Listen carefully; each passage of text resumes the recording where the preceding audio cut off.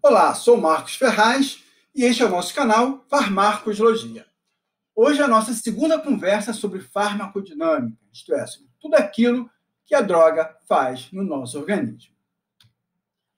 Bom, na verdade, a ligação da droga com a molécula-alvo, como a gente viu na outra conversa, que pode ser um receptor, mas também pode ser uma enzima, um carreador, um canal iônico, essa ligação vai obedecer à lei da ação das massas. O que é isso? A velocidade da reação é proporcional à concentração dos reagentes. No caso aqui, a velocidade de ligação, K+1, vai ser proporcional à concentração da droga e do receptor. A concentração da droga depende da farmacocinética, da biodisponibilidade da droga no tecido. E nós vamos ver também que a concentração do receptor pode variar de acordo com uma série de variáveis, ok? Bom, mas o fato é que a droga vai se ligar ao receptor com velocidade constante K+1, vai formar o complexo, e é esse complexo que vai levar à resposta farmacológica. Ora, mas por que a droga se liga ao receptor? Química, afinidade, ok?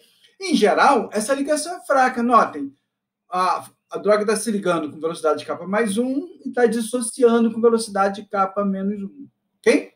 Então, na maioria das vezes, a ligação é do tipo interação hidrofóbica, ligação de London-von der Waals, pontes de hidrogênio, interações iônicas. Raramente, mas sempre tem as exceções, né? A ligação é do tipo molecular, covalente. Aí, em geral, forma um complexo forte, né? A ligação forte, a dissociação, às vezes é lenta e às vezes, na prática, nem acontece, ok? Bom, muito bem. Aqui, então, eu tenho a droga, o receptor livre, né? O complexo. E reparem, se eu dividir a velocidade de dissociação, a constante de dissociação, pela constante de associação, eu acho a constante de equilíbrio, que é o KD. KD é importante porque o KD é uma medida da afinidade da droga com o receptor. Não é da droga, não é do receptor. É do par. Porque essa droga aqui, e aí eu já falei isso para vocês, vou ter que falar de novo, não rola fidelidade entre drogas e receptores. Esta droga vai se ligar, ela pode se ligar a vários receptores diferentes. Como esse receptor pode ligar a várias drogas também. Então, para cada par droga-receptor, a gente vai ter um KD, ok? E aí o seguinte, quanto menor o KD, maior vai ser a afinidade. Então, o KD é uma medida de afinidade, mas é inversamente proporcional à afinidade. Quanto menor o KD, maior a afinidade da droga. Muito bem. Isto posto, agora eu vou falar para vocês como a droga, o que acontece quando a droga se liga ao receptor. E aí vai depender se a droga é um agonista ou se é um antagonista. Então, olha esse esqueminha aqui. Vamos pensar no fármaco agonista. Ele se ligou ao receptor, forma um complexo, e notem que eu tenho uma modificação do receptor na presença da droga. Ok? É esta mudança do receptor, da estrutura química do receptor, é que leva a uma resposta farmacológica. Já o antagonista vai se ligar ao receptor, forma um complexo, mas notem, uma resposta, porque essa ligação não promoveu modificação na estrutura bioquímica do receptor. Ok? Então, já estamos definindo agonistas e antagonistas. Essa ligação vai depender da afinidade. Quanto maior a afinidade, menor vai ser a dose necessária, a concentração necessária do fármaco para se ligar ao receptor. Ok?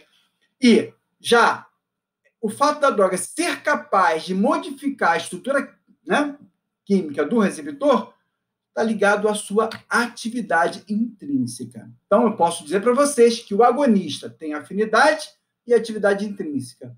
O antagonista tem afinidade, porque se liga ao receptor, mas não tem atividade intrínseca. Só que, na verdade, é um pouco mais complexo do que isso. Eu vou mostrar outro modelo. Olha o receptor.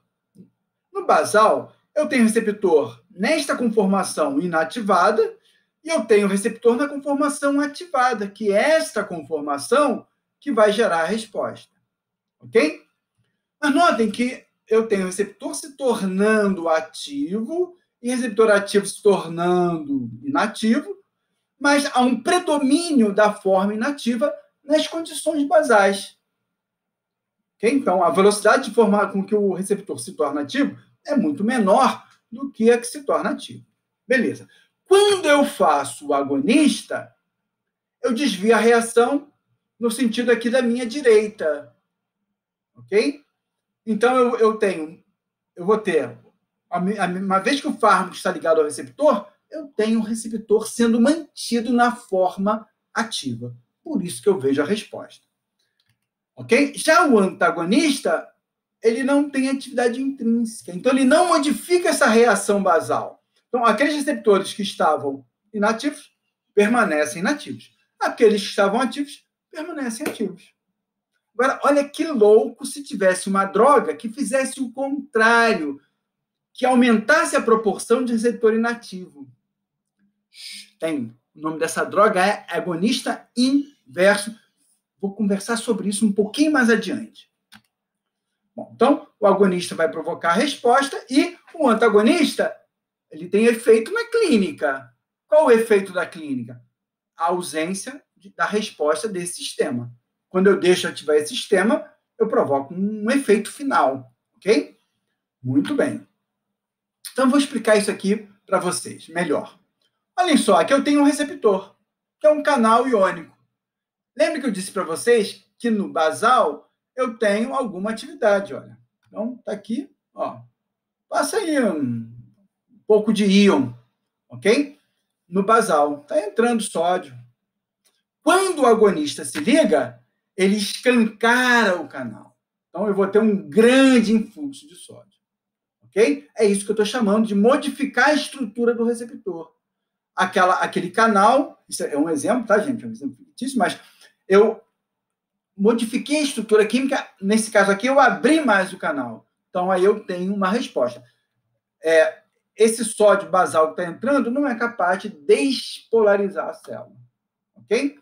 Quando o agonista se liga, então, na verdade, lembrem, receptor ionotrópico são dois agonistas ligando ao mesmo tempo, aí eu escancaro o canal, eu tenho esse efeito aqui. Muito bem.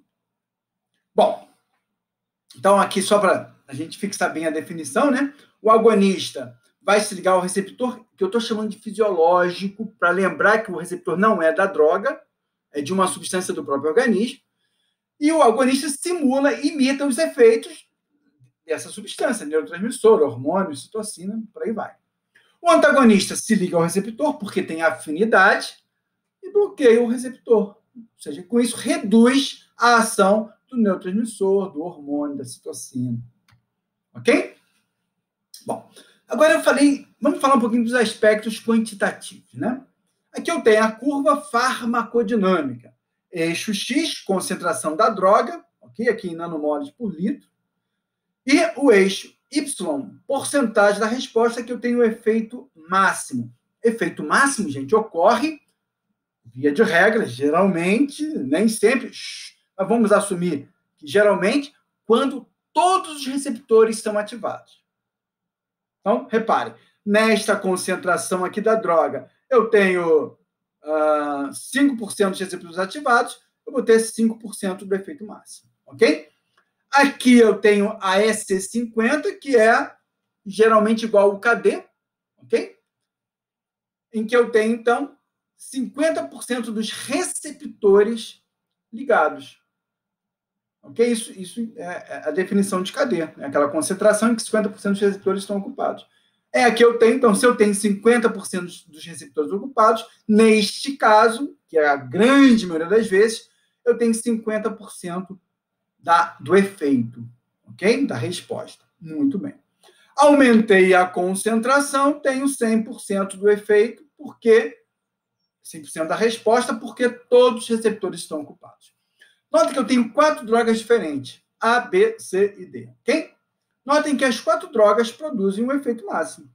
Então, Se o efeito é acabar com a dor de cabeça, as 4 são maravilhosas, elas acabam com a dor de cabeça. Se o efeito alivia a ansiedade, pô, beleza. Só tem um detalhe. O detalhe é que, vamos pegar aqui a EC50 para a gente comparar. Repare, digamos que a dor de cabeça não é tanta assim, não precisa de 100% de efeito analgésico. 50% da resposta analgésica já tira a minha dor de cabeça. Boa. Então vamos ficar com efeito de 50%, a EC50. Reparem, a droga A, eu consigo esse efeito uma dose menor. Essa dose aqui, ó. Nessa dose aqui, a minha droga B está só com 10% do efeito.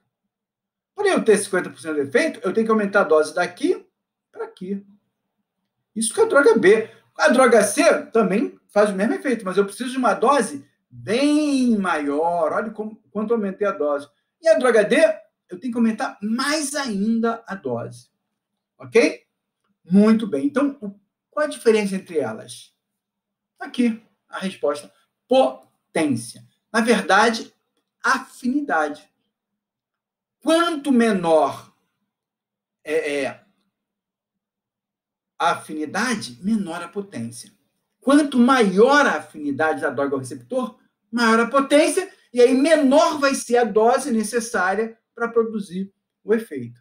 Ok? Então, esses 4 fármacos possuem a mesma eficácia, porque provocam 100% da resposta máxima, mas têm potências diferentes. Bom, eu disse para vocês que potência está ligada à afinidade. Então, o que seria afinidade? Imagine assim, eu tenho alta afinidade com um amigo, eu estou andando na rua e vejo ele no outro lado da rua e eu, ei aí, como é que você está, amigo? Beleza? Repare, mesmo passando longe, a gente interage. Já meu outro amigo, amigo B, eu tenho afinidade peronomútil. Então, assim, se a gente passar assim, cruzar assim a mesma calçada, eu vou falar, cara, maneiro, quanto tempo, que saudade, passa lá em casa, cara, bom te ver. Beleza. Mas se eu estou no lado da rua e ele está na outra calçada, eu olho a hora para não ter que falar, entendeu? Eu finge que não vi, assim, eu nem uso relógio, né? Mas eu olho a hora assim mesmo. Porque, assim, não tem tanta afinidade assim. Gente, as drogas imitam a vida. Se a droga tem muita afinidade, se ela passando longe do receptor, ela encaixa. Se a droga tem baixa afinidade, ela só encaixa se ela passar pertinho. O que é passar longe? O que é passar perto no mundo das substâncias? Concentração. Isso aqui é um sistema, está fechado aqui, ok? Tem um receptor e eu tenho drogas diluídas. Okay? Essas drogas estão em movimento browniano, estão quicando aí na água, né? Nadando na água. E como semelhantes tendem a se repelir, elas vão ficar mais ou menos o mais longe possível uma da outra. Mas nesse movimento browniano, que aqui é um sistema líquido, vamos lá, o último ano fundamental, no estado líquido, já não sei se é o último ano, mas não, isso é fundamental. No estado líquido, as moléculas estão em movimento. Por mais que esse copo d'água, a água pareça que está parada, as moléculas estão em movimento. Só para lembrar da tia Mariquinha do ensino fundamental. Beleza. Então, as drogas estão em movimento e olha o que vai acontecer. Passou perto e interagiu. Beleza? Porque essa droga aqui tem um encaixe perfeito. Ela tem alta afinidade química pelo receptor. Muito bem. Vamos ver a droga verde. Olha o que acontece. Aconteceu nada. Uma repeliu o otário. Chegou pertinho, a outra foi logo se afastando aí, porque, enfim, ela se repele. Não acontece nada. Então, nesta dose que eu fiz, e aí, quando eu faço uma dose por via oral, via venosa tal, eu produzo uma concentração. Nesta concentração, a droga vermelha produz efeito. Porque a droga vermelha é muito potente. Mas nesta mesma concentração, a droga verde não faz efeito. Mas e se aumentar a dose? Se aumentar a dose da droga verde, aí ela passa tão pertinho que interage. Então, uma droga com alta potência, ela funciona em doses bem pequenininhas. E isso pode ser bom, gente, porque, reparem, se eu faço uma dose pequena, a probabilidade dessa droga se ligar a outros receptores e produzir efeitos colaterais diminui. Ok? Muito bem. Então, vamos ver isso com uma lente de aumento? Olha que legal. Aqui, ó. Olha o encaixe perfeito, gente. Olha só. Não é só o encaixe mecânico, né, que a gente está vendo aqui, o côncavo no convexo. É também a interação de cargas. Olha, o encaixe perfeito. Digamos que uma droga aqui tem esse encaixe perfeito, mas falta essas cargas aqui, positiva e negativa. Eu podia ter colocado, não botei no slide, né? Na minha animação. Minhas animações são meio desanimadas, mas funciona. Digamos que só tivesse essas duas cargas. Com essas duas cargas, daria um encaixe, ó, negativo com positivo, negativo com positivo. Ok? Mas sem essas duas cargas aqui, a droga teria que chegar muito perto para se ligar ao receptor. Isso, gente, vai me dar a diferença de potência. Beleza? Muito bom, muito bom. Outro parâmetro importante na farmacodinâmica é a eficácia. Droga A, B e C. Notem que o EC50 é igual. Então, as drogas se ligam, têm a mesma afinidade, elas se ligam com a mesma potência. Beleza. Só que quando a droga A se ligar a todos os receptores, ela provoca 100% do efeito. Quando a droga B se liga a todos os receptores, ela só provoca, sei lá, 75% dos efeitos. A C só provoca 50% dos efeitos. E reparem, não tem a ver com dose. Ó, eu posso aumentar a dose, aqui, ó. Olha a dose aqui. Eu posso aumentar a dose indefinitivamente, ó, para cá, ó. E o efeito não vai passar disso aqui. Aqui também. E olha essa droga aqui, a droga D. A droga D eu vou chamar de antagonista, né? Porque o efeito é quase zero, ok?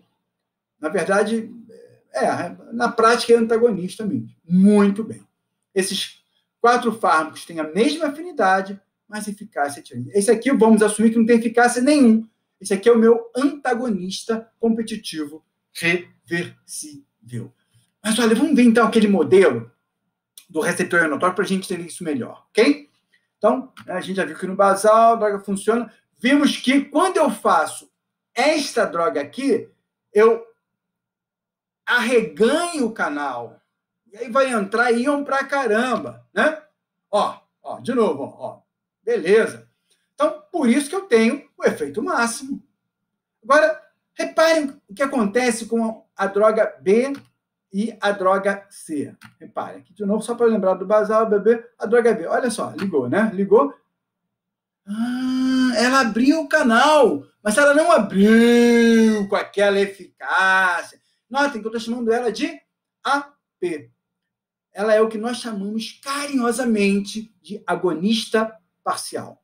Ok? Então, eu tenho um agonista total, que tem eficácia de 100%, e eu tenho agonistas parciais, que têm eficácia menor que 100%.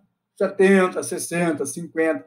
Aqui, 1%, tecnicamente, seria um agonista parcial bem fraquinho, mas na prática, gente, é um antagonista competitivo reversível. Ok? Então, aqui eu tenho o espectroagonista. Olha o que apareceu aqui. Imaginem a droga que, vamos pegar aqui o basal, a droga que fecha este canal, que não deixa passar íon nenhum. Exatamente o caso do agonista inverso. Aqui eu tenho 100% do efeito máximo, é o agonista total, que ninguém fala agonista total. Quando a gente fala agonista, está subentendido que ele é total, beleza? Aqui é agonista parcial, aí eu tenho que falar que ele é parcial. O antagonista, que não sai do zero. E eu podia falar em agonista parcial inverso também, tá, gente? E o agonista inverso. Por que o agonista inverso produz o inverso do efeito? Porque está aqui, ele estabiliza o receptor na conformação inativa. Então, algumas drogas que a gente conhece são agonistas totais, não são agonistas, beleza, né? Mimetizam os efeitos do transmissor, do hormônio. Alguns fármacos são agonistas parciais, por exemplo, o pindolol. O pindolol é conhecido como beta-bloqueador, né? Teoricamente seria um antagonista do receptor beta, mas ele, na verdade, é um agonista parcial. Então, ele vai acabar reduzindo a abertura, né? O agonista parcial reparem, quando o agonista parcial se liga ao receptor, ele não deixa o total se ligar. Se ele não deixa o total se ligar, ele diminui esse efeito máximo. Então, vamos pegar aqui a adrenalina, agonista total do receptor beta, pindolol. A gente está tenso, né? Estamos nervosos, nosso simpático está lá ativado, nós jogamos adrenalina no coração, o coração acelera, dispara, taquicardia. Aí eu faço o pindolol, que é um beta-bloqueador, olha o que vai acontecer. O pindolol vai competir com a adrenalina, vai se ligar ao receptor, vai provocar a ativação beta, portanto, os efeitos no coração, aumento da frequência, da força de contração e da condução atrioventricular, mas não vai produzir o efeito da adrenalina. Então, na prática, o pindolol está reduzindo o efeito da adrenalina. Por isso que ele é chamado de beta-bloqueador também. O propranolol está aqui. O atenolol está aqui. O metoprolol, que são beta-bloqueadores, mas que são antagonistas, eles estão aqui próximo do zero. Então, eles reduzem mesmo o efeito da adrenalina. O pindolol reduz também, mas sem chegar a uma diminuição tão grande desse efeito. Esse efeito da adrenalina vai aumentar o débito cardíaco. O propranolol, quer dizer, os beta-bloqueadores clássicos vão reduzir o débito cardíaco.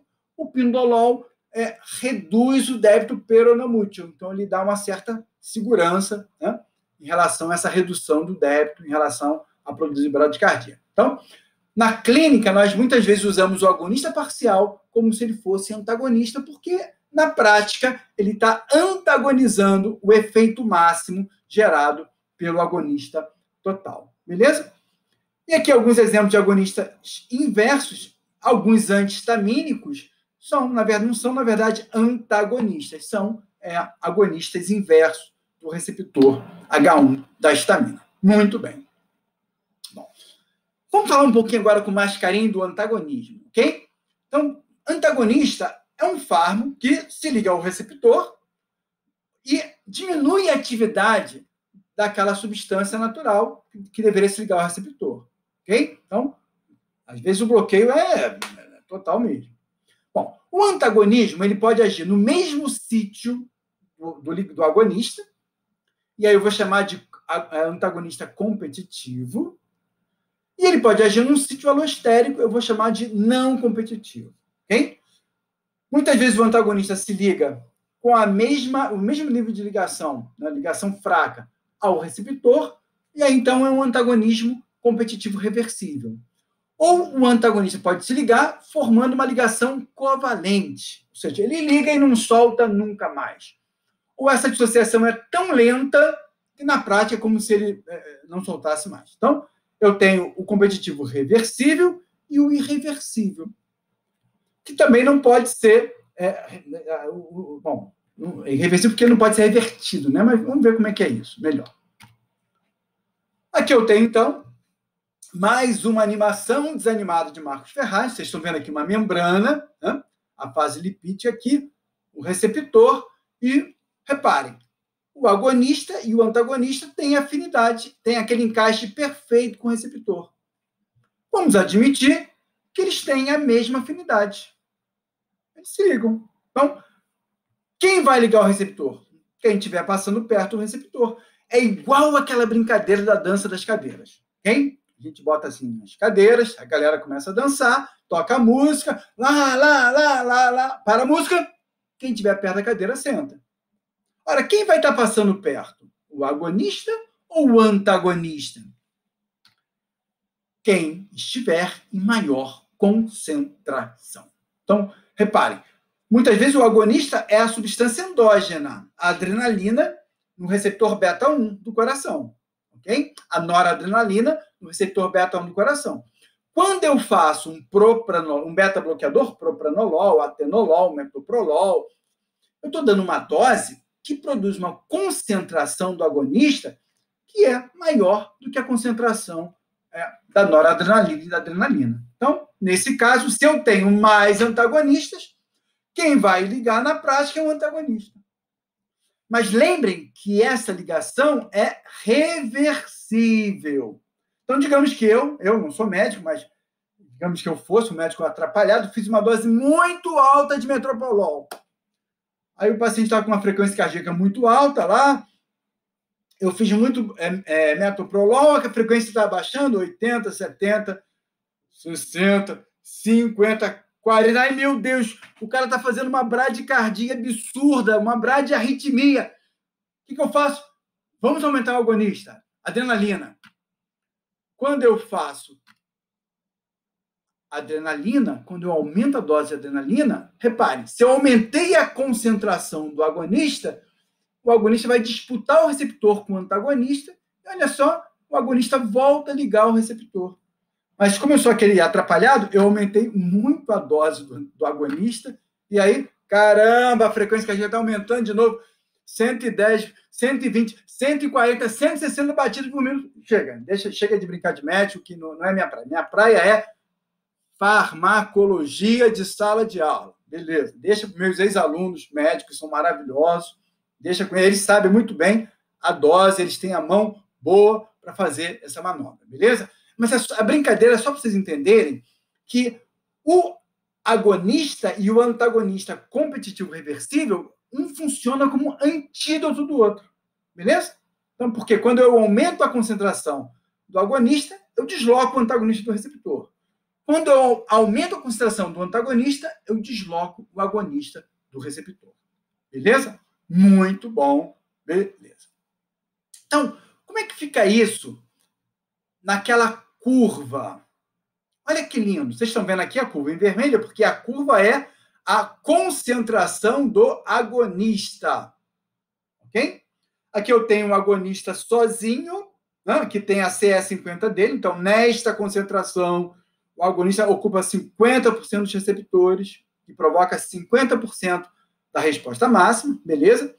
Quando eu faço um antagonista competitivo reversível, esta dose aqui do agonista não produz mais efeito nenhum. Porque eu aumentei muito a concentração do antagonista. E aí o que acontece? Não tem efeito. Ó, tá aqui. Mas se eu aumentar a concentração do agonista, 0 está aumentando para cá. Se eu aumentar a concentração do agonista, olha o que vai acontecendo com o efeito. Estou aumentando a concentração do agonista, o efeito está aumentando. Até que nesta concentração aqui, eu volto a ter 50% do efeito. Por quê? Porque o agonista voltou a ocupar 50% dos receptores. Beleza? Então, o agonista deslocou o antagonista de metade dos receptores. Mas aí eu, não satisfeito, aumento a dose do antagonista. E aí, aquela concentração de agonista que provocava 50% de efeito, agora está produzindo 1% de efeito. Ih, ferrou. Não, ferrou não. É só aumentar a concentração do agonista. Aumentei, cheguei aqui. Nesta concentração, eu volto a ocupar 50% dos receptores. Nesta concentração, eu tenho 100% dos receptores ocupados pelo agonista. Então, gente, na presença do antagonista competitivo reversível, a curva do agonista se desloca para a direita. Ou seja, quanto maior for a dose, for a concentração desse antagonista, mais a curva do agonista se desloca para a direita. Por quê? Porque eu vou ter que aumentar a dose do agonista, vou ter que aumentar a concentração do agonista para voltar a ter o efeito máximo. Beleza? Muito bom. Mas só uma coisa muito importante que eu não falei. Eu podia plotar aqui, em vez de botar... aqui eu plotei o logaritmo da concentração da droga. Aí eu tenho essa curva linda, né? Essa sigmoide, ok? Se eu, em vez de colocar o logaritmo, botasse a concentração assim, em valores... eu teria uma outra curva, que me falhou o nome agora, que feio, mas depois eu lembro. Muito bem. Beleza. Bom, agora eu tenho um antagonista irreversível. Ele também compete com o agonista pelo receptor. Só que, quando ele liga, ele não solta mais. Olha só. Eu fiz uma concentração de X miligrama do antagonista não competitivo. A gente está vendo uma certa competição, né? Houve um deslocamento da curva para cá, para a direita, porque tem competição, mas olha, agora não adianta mais aumentar a dose do agonista. Por quê? Porque esta porção, vamos assumir que sejam 20% dos receptores, estão irreversivelmente desligados. Porque o antagonista ligou, ele não desliga mais. Ok? É como se fosse naquela dança das cadeiras, uma pessoa parou a música, a pessoa sentou na cadeira, aí beleza. Aí volta a música, aí o cara fica sentado. Aí a gente fala, pô, aí, amigo, levanta aí, cara, pra gente poder brincar. Não, não vou sair não, cara, tô cansado, vou ficar aqui, azar de vocês. Então, assim, daquelas 5 cadeiras que eu coloquei, uma cadeira não dá mais para brincar, porque uma cadeira está irreversivelmente ocupada, ok? Isso vale aqui, isso vale para o antagonista não competitivo, ok? Muito bem, beleza. Não, desculpa, o antagonista irreversível. Vou falar agora, então, daquele antagonista que não age, não se liga no sítio do agonista. Então, eu vou chamar de antagonista não competitivo. Olha que bonitinho aqui, ó. Está aqui o receptor, o agonista ligou. Aqui, no caso, é um receptor acoplado à proteína G. Notem uma coisa. Esse receptor não tem afinidade pela proteína G. Mas quando o agonista se liga, olha só, há uma mudança na estrutura química do receptor e ele passa a encaixar bonitinho a proteína G. Beleza? Muito bem. Agora, o que aconteceria se eu fizesse um antagonista não competitivo? O não competitivo não age aqui, não se liga aqui no sítio do agonista. Ele vai ligar num sítio de regulação, que é o sítio alostérico. Acho que eu já expliquei, né? Mas vamos lembrar de novo, novamente. Estéreo é espaço, alo é ali, outro. Então, eu tenho aqui um outro espaço. Não é um espaço agonista, é um espaço de regulação. Só que quando o meu antagonista se liga no sítio alostérico, ele modifica o receptor. E aí pode acontecer duas coisas. Ele pode modificar o sítio do agonista, não deixando o agonista se ligar, mas ele pode simplesmente fazer isso. Ó. O agonista ligou e olha só, agora, quando o agonista liga, o sítio de ligação da proteína G, ó, a proteína G não consegue ligar, cara. Olha aí, não consegue ligar. Então, não adianta eu aumentar a dose desse agonista, porque na presença desse antagonista aqui, esse receptor não funciona. Como é que fica isso graficamente? Deixa eu mostrar o outro jeito, outra forma. Pode acontecer isso aqui também, ó, né? Do antagonista se ligar e modificar o próprio sítio de ligação do agonista. E aí, nesse caso, é o agonista que não vai conseguir ligar. Beleza? Bom, vamos lá. Naquele primeiro caso, em que eu não modifico o sítio do agonista, olha o que vai acontecer, classicamente. A EC50 não altera. Está aqui, ó.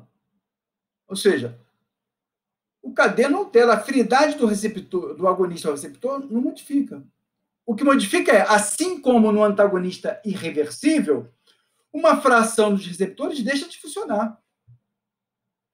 E aí, como uma fração de receptores deixa de funcionar, o sistema não consegue produzir o efeito máximo, mesmo se eu aumentar absurdamente a dose do meu agonista.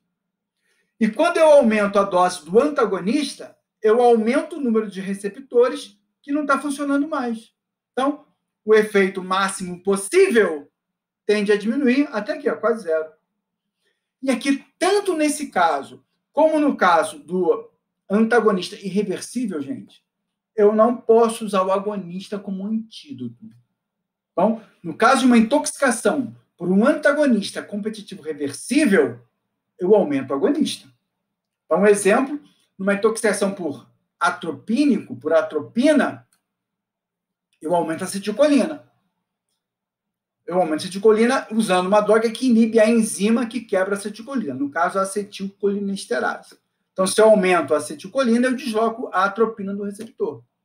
No caso do antagonista irreversível ou do não competitivo, aumentar a concentração do agonista não reverte a condição. E aí o que a gente vai ter que fazer é tratamento de suporte de vida. Que ninguém fala tratamento, suporte, a gente fala suporte. A gente faz o tratamento de suporte, ok? Que é tratar os sintomas que o paciente vai apresentar. Então, se ele tiver com convulsão, eu entro com uma outra droga anticonvulsivante, que seja anticonvulsivante. Okay? Se ele tiver com alucinação, eu entro com uma droga que tem efeito antipsicótico.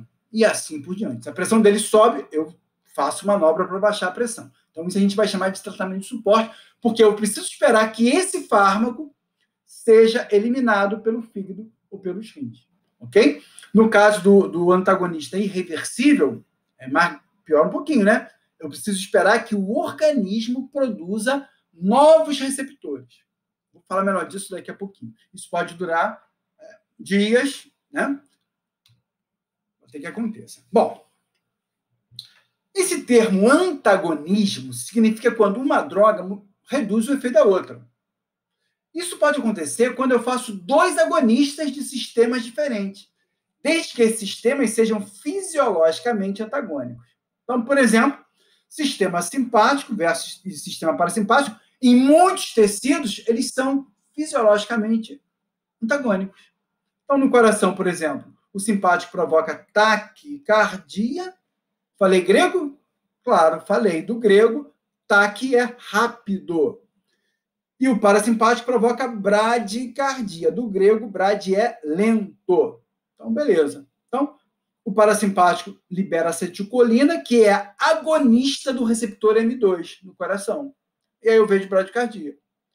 A adrenalina liberada pelo simpático e noradrenalina se ligam ao receptor beta-1 e produzem taquicardia. Então, muitas vezes, um paciente que chega na emergência com uma taquicardia, com uma taquiarritmia, o médico pode tratar ele ativando o sistema parasimpático, fazendo uma manobra vagal, fazendo com que o nervo vago libere acetilcolina. Então, reparem, eu tenho agonista de um lado, agonista do outro, mas como os sistemas são antagônicos, eu vou ter um anulando, um reduzindo o efeito do outro, ok? Outro exemplo bom de antagonismo fisiológico ou funcional é no choque anafilático.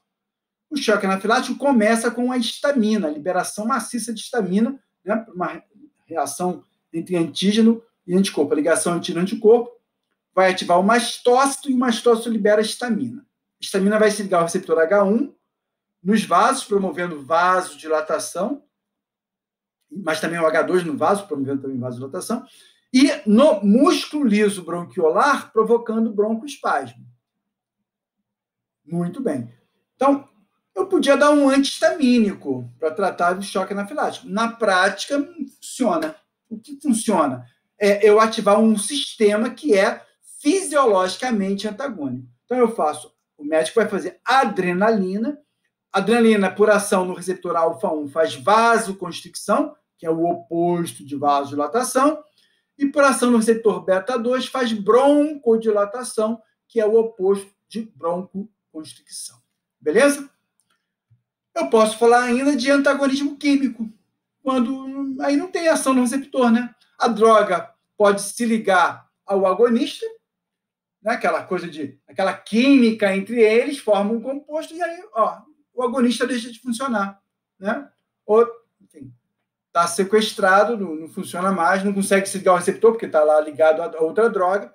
Então, essa outra droga está inativando o agonista, portanto, está antagonizando o efeito. Okay?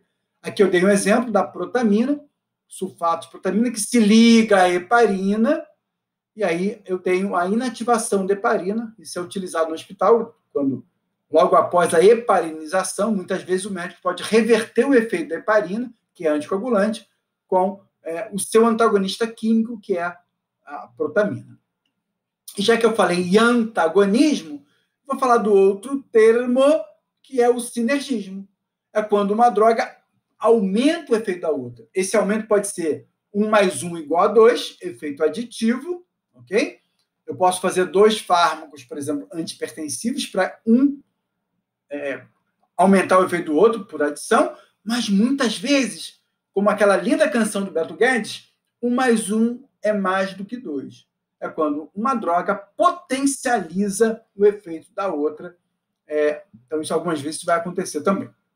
Muito bem, beleza. E aqui tem um diálogo aqui, falando de dependência de drogas.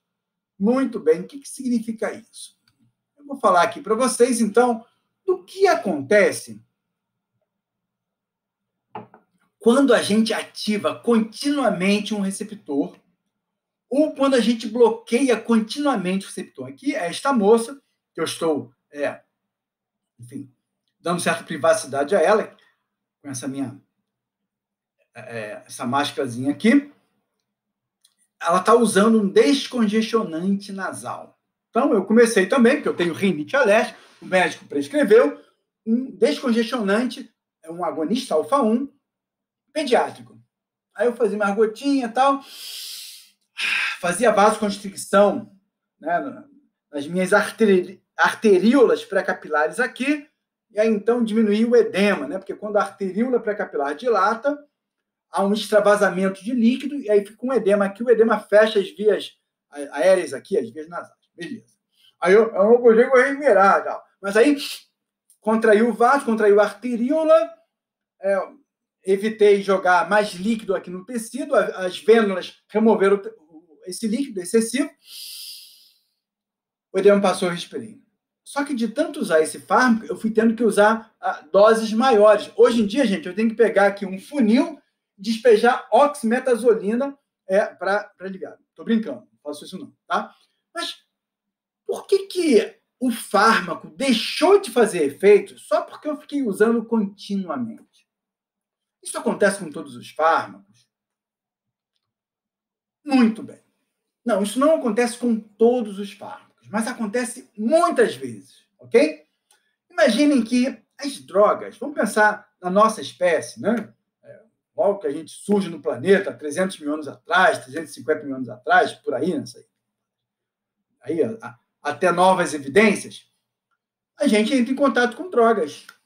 Porque a gente começa, né? Nós éramos caçadores e coletores, então pegávamos plantas e até aprender o que é para comer, o que não pode comer, a gente foi, né? Enfim, foi se ferrando e tal, ingerindo toxinas e algumas dessas plantas tinham drogas.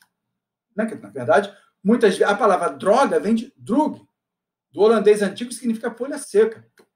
Porque os remédios vinham exatamente das plantas, você secava elas, desidratava elas para conservar. Beleza.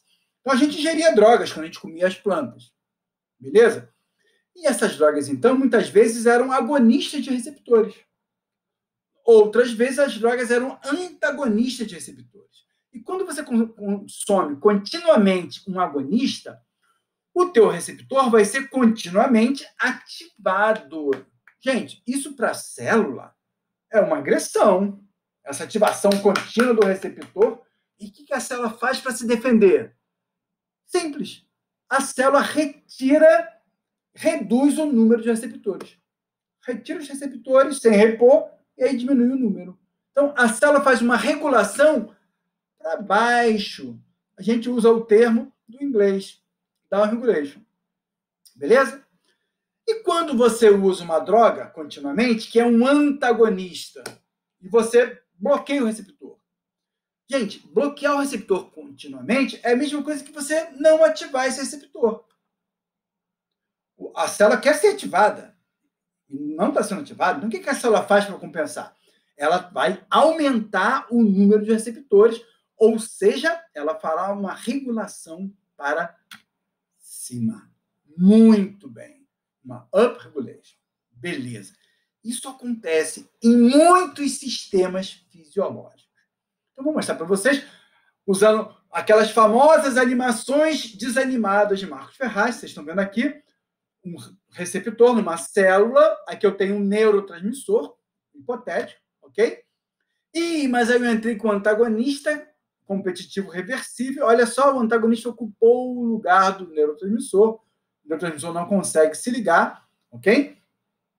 Então, essa célula está deixando de ser ativada. Claro que muitas vezes eu faço isso, quer dizer, o médico me passa esse medicamento de propósito, né, para ter um efeito farmacológico. Beleza. Bom, mas aí quando a célula não é ativada, ela percebe, né? Ela é avisada, então tem um sistema de sinalização aqui, interno, que vai lá no gene da célula, lá no núcleo, lá no DNA, o fator de transcrição vem aqui e fala para o gene, aí, gene, vamos trabalhar, amigo. E aí o RNA mensageiro vem aqui, lá no retículo endoplasmático, cheio de ribossomas, e olha o que acontece, nós produzimos novos receptores, e aí eles são colocados, né? A história vai lá, o complexo de Golgi, a membrana do Golgi, chega na membrana, e aí o receptor vem para a membrana.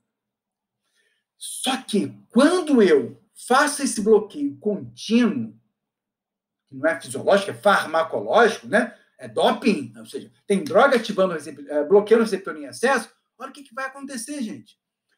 Esse gene é ativado e aí eu vou produzir muitos receptores, que é o upregulation. E olha só, como tem um monte de receptor, o neurotransmissor volta a ligar e aí o efeito da droga antagonista desaparece. Tá claro? Eu volto a ter o efeito na célula. Então, o remédio que era, por exemplo, deveria tratar da minha depressão, com o tempo de uso contínuo, algumas vezes o remédio para de funcionar, deixa de funcionar. Droga. Vou ter que fazer o quê? Aumentar a concentração da droga para ter o mesmo efeito. Isso é o que nós chamamos carinhosamente de tolerância. Ok?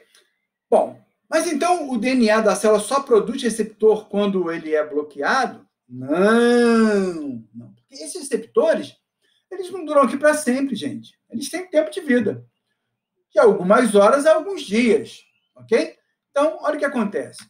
O receptor, vocês estão vendo aí o lisossoma com os dentinhos pronto para comer o receptor. Então, essa vesícula do receptor é incorporado, né? O lisossoma, e é destruído. Isso nós chamamos carinhosamente de turnover, ok? Que é esse processo de síntese e metabolismo de proteínas, por exemplo, receptores de membrana. Então, eles têm um prazo. Agora, o que vai acontecer nesse caso aqui, quando eu bloqueio o receptor, o que vai acontecer é que eu aumento a síntese. Então, à medida que a célula remove o receptor, como eu estou aumentando mais ainda a síntese, eu acabo tendo mais receptores na membrana. E quando eu faço um excesso de agonista? Muitas vezes a droga é um agonista, não é um antagonista. Quando eu faço um excesso de agonista, ou seja, quando eu estou ativando em excesso o receptor, a sinalização intracelular fala para o gene, aí, vamos parar aí, cara, dá um tempo aí, chega de produzir proteína, chega de produzir receptor.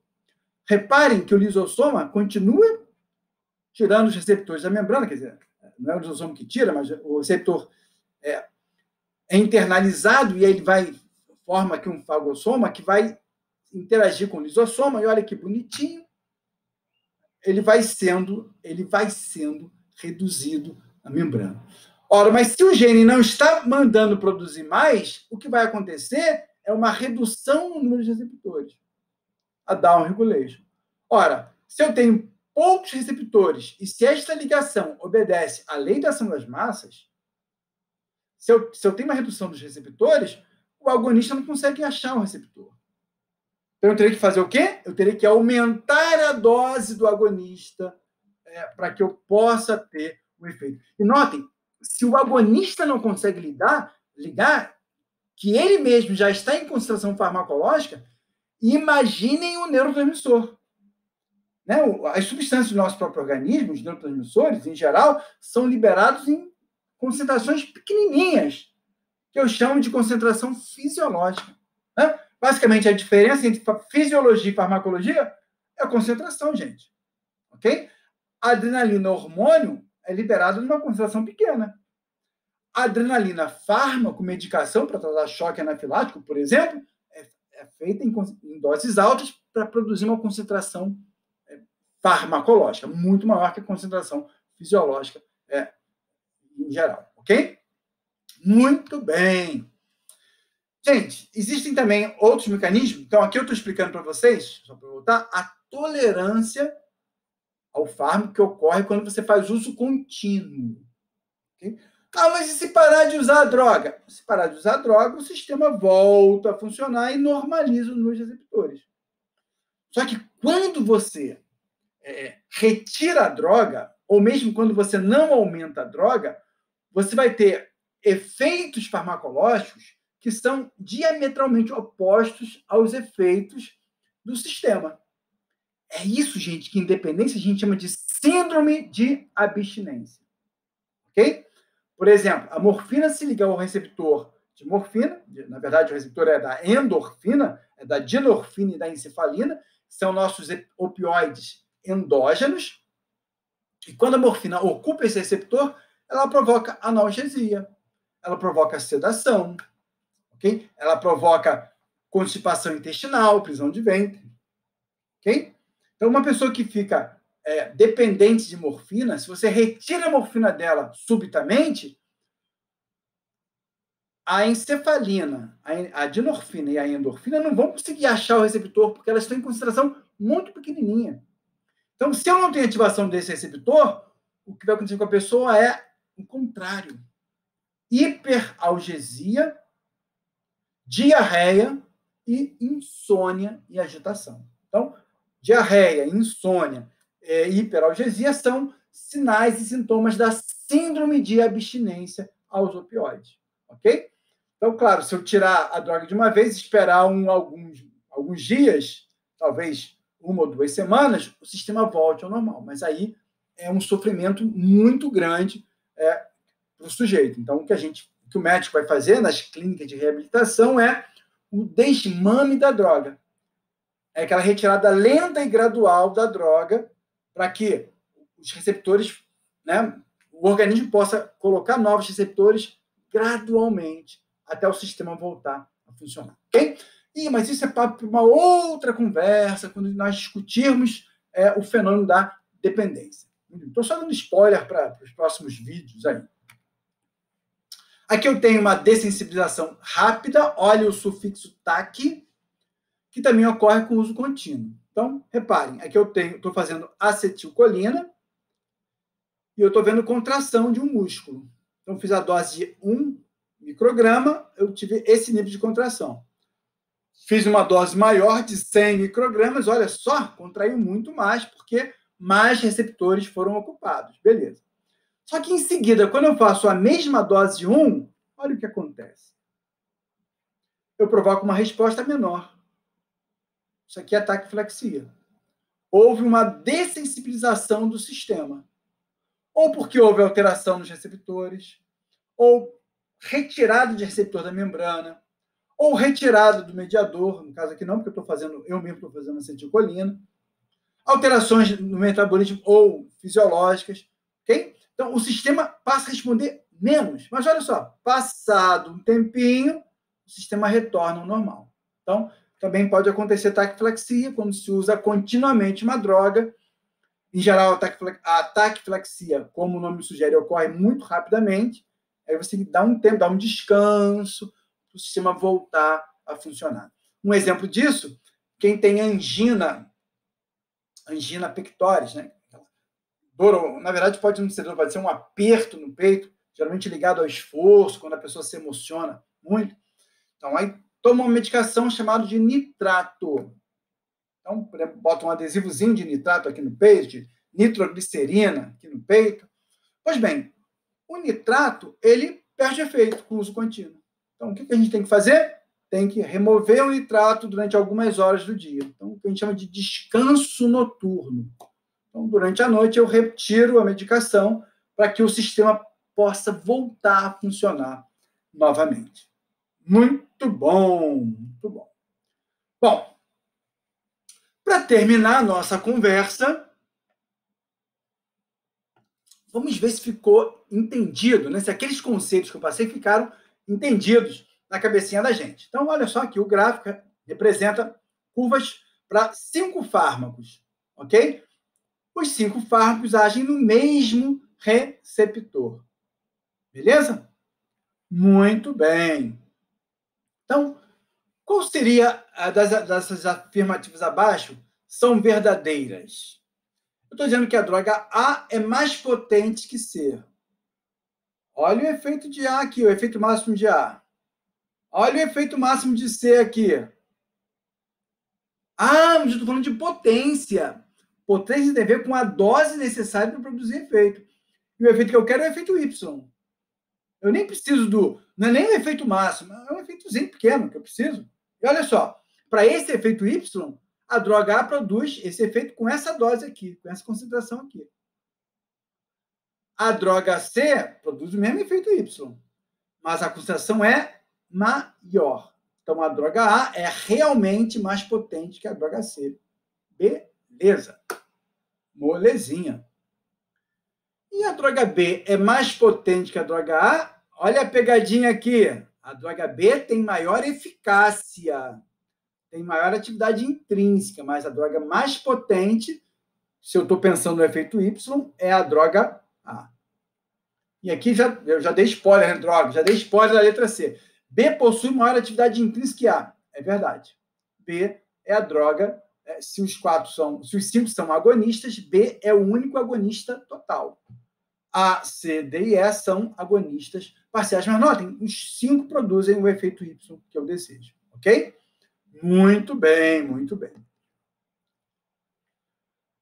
Bom, agora eu tenho aqui nesse gráfico a combinação entre um agonista, que é a curva dose-resposta do agonista, né, concentração do agonista, na verdade, o logaritmo da concentração do agonista, ok?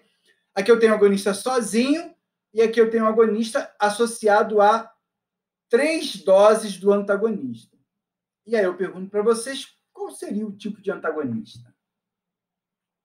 Reparem, esse antagonista reduziu o efeito máximo? Reduziu a eficácia? Não, não reduziu a eficácia. O que ele fez? Ele aumentou o KD. Ele reduziu a afinidade. Ora, se ele reduziu a afinidade, mas não reduziu a eficácia, ele é um antagonista competitivo reversível. Ok? Porque eu posso voltar a ter o efeito máximo desde que eu aumente a concentração do agonista, já que eles estão disputando o mesmo receptor. Pô, molezinha, matamos essa também, muito fácil, esse negócio de farmacodinâmica. E agora eu tenho também a curva de um agonista, na situação que ele está sozinho e na situação que ele está com um antagonista em 2 doses diferentes. Beleza. Eu estou aumentando a dose do antagonista aqui, né? Beleza. Reparem, e a CE50, o KD, não modificou. Então, esse antagonista aqui não está reduzindo a afinidade do fármaco. Então, provavelmente, eles não estão competindo pelo mesmo sítio. Mas olha o que está acontecendo. Quando eu faço o antagonista, independente da dose do agonista total, eu jamais voltarei ao efeito máximo. Então, o que está acontecendo aqui é uma redução na eficácia. E se aumentar a dose do antagonista, a eficácia cai mais ainda. Quando eu não mexo com a afinidade e reduzo a eficácia, trata-se de um antagonista não competitivo. Beleza, molezinha. Matamos essa também. Tudo de bom. Aqui, eu estou vendo a mesma coisa. Eu quero saber qual o tipo de antagonista. Eu deixar vocês responderem. Blá, blá, blá, blá, blá, blá, blá. Beleza? Já responderam? Muito bem. Reparem. De certo ponto, está havendo uma competição. Porque, olha só, eu desloco a curva aqui para a direita. Mas notem também que, à medida que o tempo vai passando, quando eu faço a curva em momentos diferentes, a eficácia cai cada vez mais. Ih, rapaz, aqui está sugerindo que, se tem competição, claro que tem algum nível de antagonismo competitivo. Mas como a eficácia caiu, é porque o antagonista está se ligando ao receptor muito fortemente. Não está desligando. Aqui eu tenho um antagonista irreversível. Beleza. E esse aqui? Aqui é a mesma coisa. Né? Eu nem estou lendo anunciados. Curvas, dose e resposta abaixo representam a combinação de um único agonista com antagonista. Qual seria mesmo, hein? Parece que a gente já viu isso, né? Estou repetindo, pô.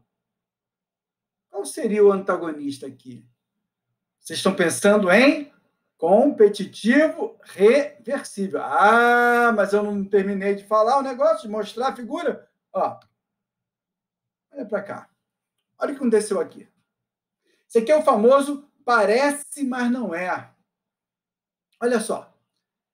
Eu tenho o agonista na presença do antagonista em 1, 2, 3, 4, 5 doses diferentes do antagonista.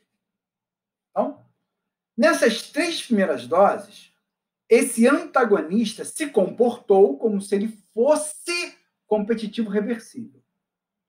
Mas quando eu aumento a dose dele, ele bota as unhas de fora. Não vai enganar a gente, não. Olha só, ele está reduzindo a eficácia.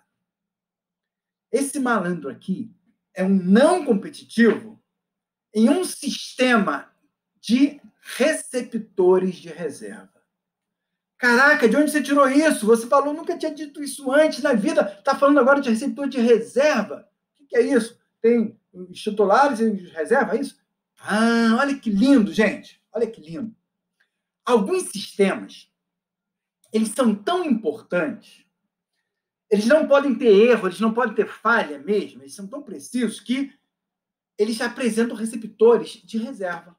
Então, o efeito máximo do sistema é obtido sem que seja necessária a ocupação de todos os receptores. Então, olha esse sistema aqui hipotético. Aqui eu tenho aqui uma membrana com 6 receptores. Digamos que eu teria o efeito máximo quando eu ativo 4 receptores. Ok? Então, eu entrei com um bloqueador. E olha só o que acontece. Bloqueei 25% dos receptores. Eu tenho 75% do efeito. Mas aí eu aumento a dose do agonista. E o agonista acaba achando esse receptor aqui. E olha o que acontece. Eu vou ter efeito máximo. Porque para eu ter efeito máximo, eu preciso ativar 4 receptores. Aumentei a dose do antagonista. Olha o que acontece. Não tem mais efeito máximo. Mas e se eu aumentar a dose do agonista? Se aumentar a dose do agonista, o que vai acontecer é que o agonista volta a ocupar 4 receptores. Eu volto a ter efeito máximo. Então, esse sistema aqui, repare, nessas 2 primeiras doses, ele parece que é competitivo reversível. Mas se eu aumentar do antagonista, aí acabou a reserva, né? Aí não tem mais redução de reserva. Aí o que acontece? O efeito já não vai ser mais de 100%. Eu já tenho 75% do efeito máximo. E à medida que eu aumento a dose do antagonista, eu reduzo mais ainda esse efeito até zerar o efeito, ok? Então, isso é importante, né? Receptores de reserva são receptores que são funcionais. Aqui, ó. Funciona tanto quanto os outros. Não tem diferença entre eles. A diferença é que o sistema tem receptores a mais. E eu não preciso ativar todos os receptores para ter o efeito máximo. Então, por exemplo, na placa motora do músculo esteroesquelético, né, que nós temos receptores nicotínicos para acetilcolina, nós temos muito mais receptores nicotínicos do que é necessário, do que são necessários para contrair o músculo. Ok?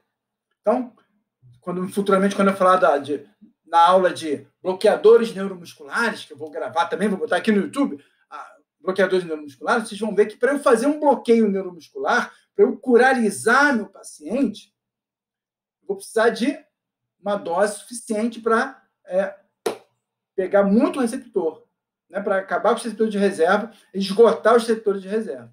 Então, até que ocorra a saturação dos receptores de reserva, um antagonista irreversível ou não competitivo pode produzir um efeito de um antagonista competitivo reversível. À medida que os receptores de reservas fiquem saturados, aí sim, aí o efeito máximo diminui, e aí você começa a ver o efeito mesmo desse tipo de antagonista, no caso não competitivo ou reversível.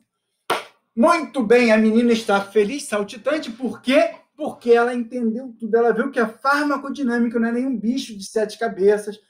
Tá, é um negócio que parece complicado, na verdade é complicadinho mesmo, mas nada que a gente não olhando com muito carinho, amor no coração, a gente não consiga entender. Beleza? Ficaremos por aqui. Se você gostou, dá aquele like, beleza? Fala, compartilha com os amigos, com as amigas, para a galera toda que tem interesse na farmacologia. Muito bem, ficamos por aqui. Até a próxima conversa. Vamos falar mais um pouquinho de farmacodinâmica, só para deixar mais algumas coisas um pouquinho mais claras, e a gente se vê, então, em breve.